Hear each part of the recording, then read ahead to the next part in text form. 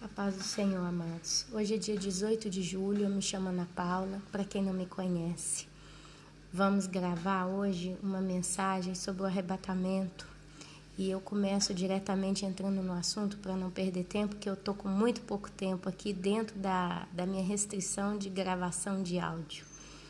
1 Tessalonicenses, capítulo 5, eu quero ler ele com os irmãos. Irmãos, isso é o apóstolo Paulo falando aos Tessalonicenses, amém? Irmãos, relativamente aos tempos e às épocas, não há necessidade de que eu vos escreva, pois vós mesmos estáis inteirados com a precisão de que o dia do Senhor vem como ladrão de noite. Quando andarem dizendo paz e segurança, eis que lhes sobrevirá repentina destruição, como vêm as dores de parto a que está para dar à luz, e de nenhum modo escaparão.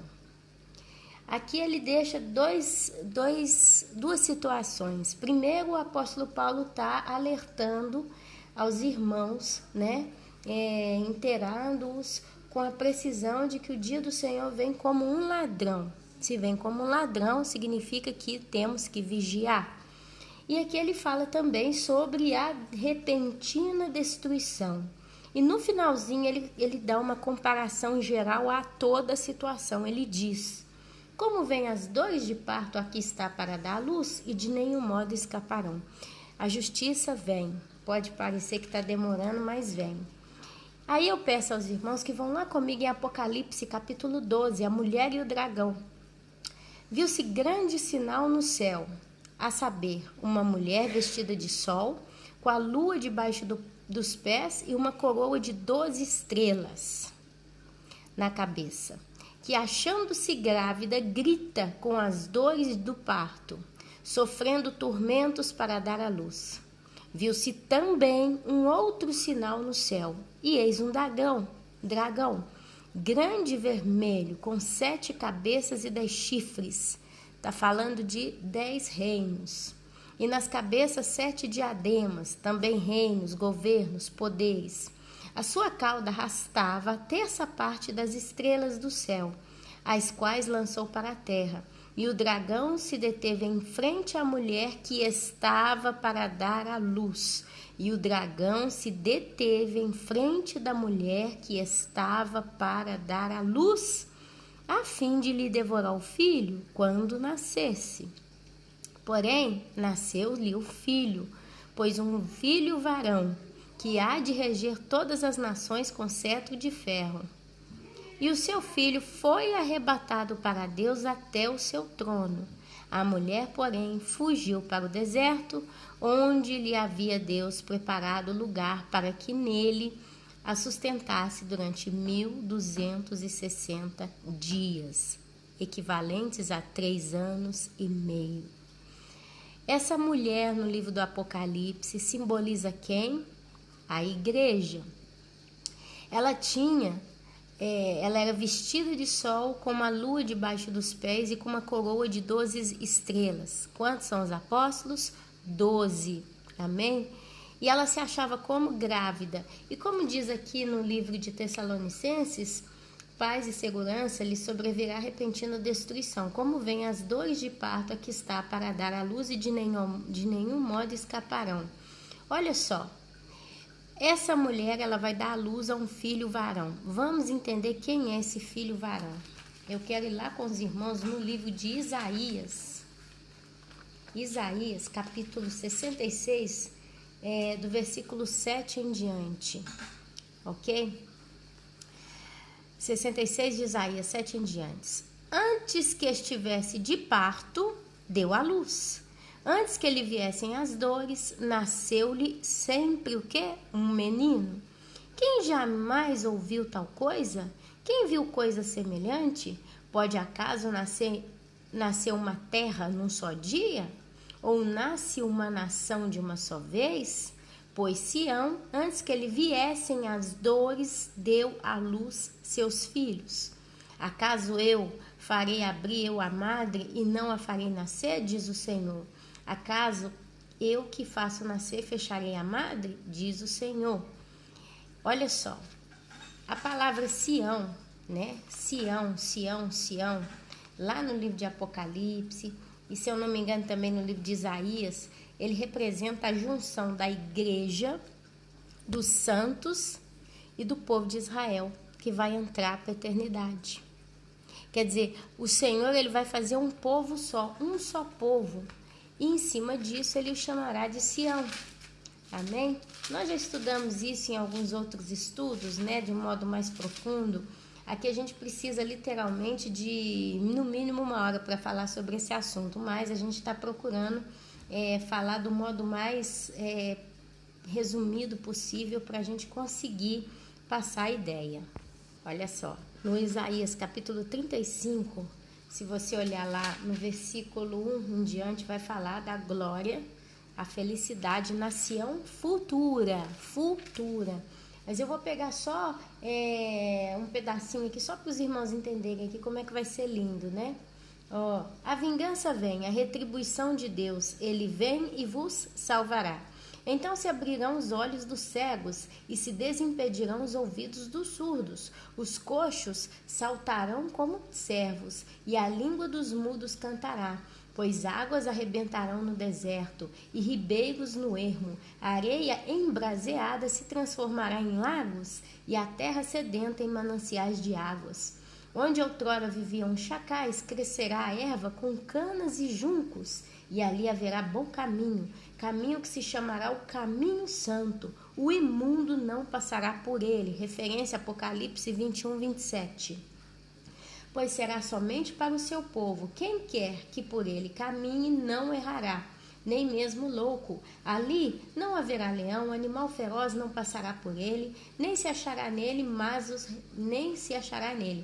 mas os remidos andarão por ele. Os resgatados do Senhor voltarão e virão a Sião com cânticos de júbilo. Alegria eterna coroará a sua cabeça. Gozo e alegria alcançarão, e deles fugirá a tristeza e o gemido. Os resgatados, os remidos. Quem são os remidos? Nós somos os remidos do Senhor. Ele nos buscou, ele nos trouxe, ele nos salvou com o sangue de Jesus. Lembrando que nós fomos enxertados na figueira. Quem é a figueira? Israel. Israel. E o nosso amado Senhor Jesus diz em Mateus capítulo 24, do versículo 42 em diante: portanto vigiai, porque não sabeis em que dia vem o vosso Senhor. Mas considerai isto: se o pai de família soubesse a que hora viria o ladrão, vigiaria e não deixaria que fosse arrombada a sua casa. Por isso ficai também vós apercebidos, porque a hora em que não cuidais, o Filho do Homem virá. E se você continua olhando Mateus aqui, 25, ele fala da parábola do servo bom e do servo mau.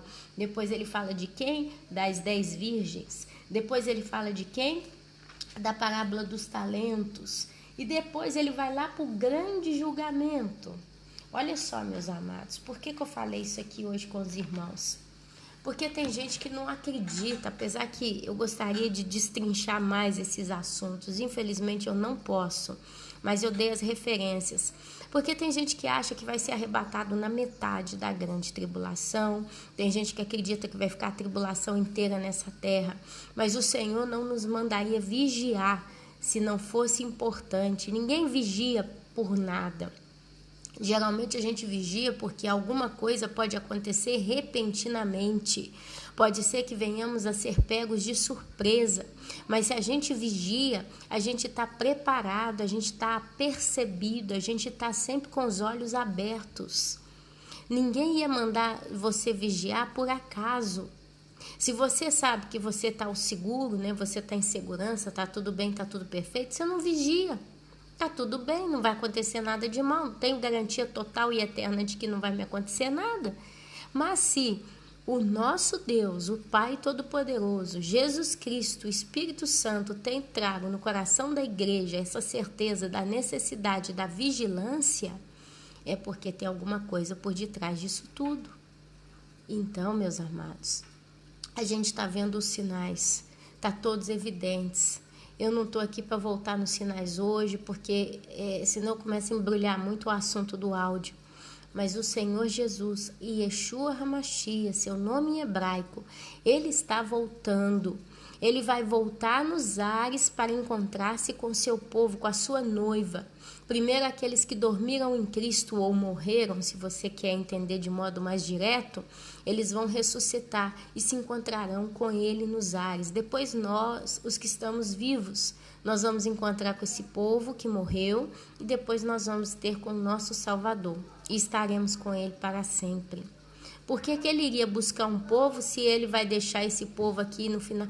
Quer dizer, a palavra diz que ele vai voltar com seus santos para combater o bom combate no último dia. Amém?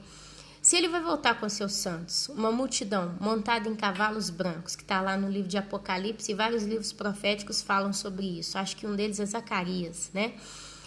Por que então que ele ia deixar a gente ficar aqui na terra sofrendo, sendo que ele falou também que ele não nos reservou para a sua ira?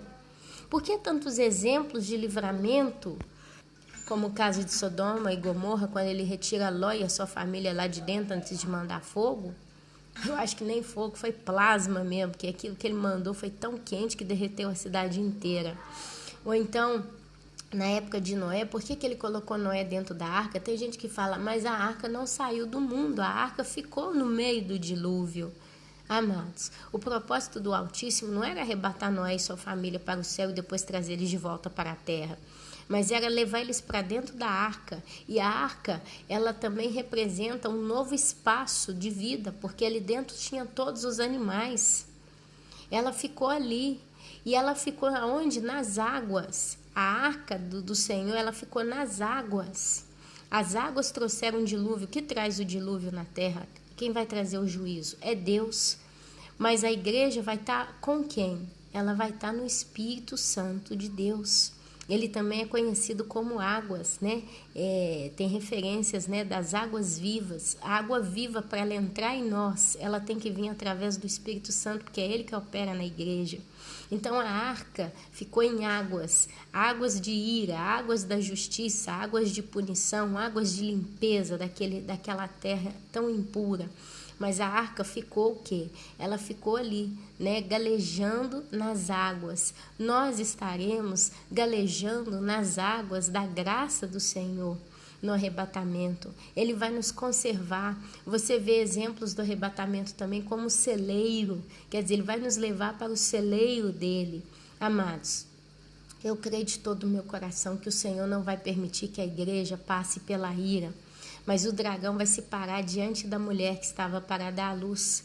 Isso aí também é um significado do como que o inimigo está se levantando contra a igreja e contra o povo de Deus. Isso já está acontecendo diante dos nossos olhos com todas essas leis absurdas e essas imposições e essa perseguição ao cristianismo no mundo. Ele já está se levantando, mas a mulher vai dar à luz a um menino, a um varão, né? E ele vai para junto do pai. E depois o dragão vai correr atrás da mulher, que vai fugir para o deserto, porque ele vai querer pegar o restante da descendência da mulher. Mas o Senhor vai cuidar dela por 3 anos e meio. Isso é uma data, é um período, é uma coisa bem específica. A nossa herança são esses que ainda não aceitaram entregar a vida para o Senhor. São provavelmente os nossos parentes, os nossos amigos, colegas de trabalho.